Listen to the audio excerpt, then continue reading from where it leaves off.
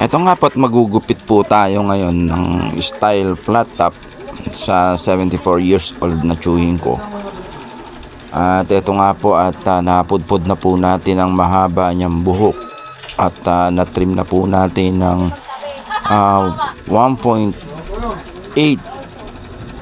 sizes ng ano niya. Ito nga po pupudpurin na po natin yung mga siding niya para ma-clean up na natin.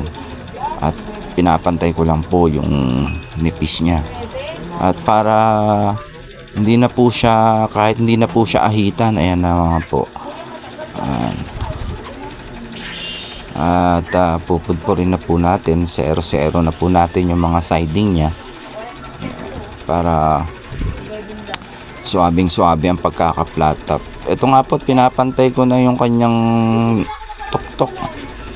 At para tayo pa ang kanyang mga buhok, kahit puti na makapal-kapal pa rin. Kaya masarap i-flat top ito.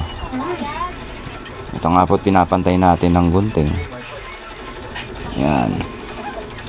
Para army ang dating. Pero hindi po army pong itong chewing ko.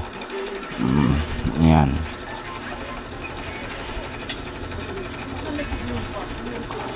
Parang Armageddon ang dating nito. Ala Ben Affleck ang design. Wow. Ayan na po ang ating finished product. Flat top. Bumata ng 3 araw ang aking chewing. At nakiusap nga po na putulan ko na rin ang kanyang kilay dahil makapal na.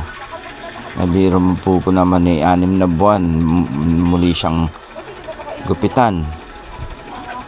Okay. Pogi na. Bumata ng 3 araw. Flat top ang dating.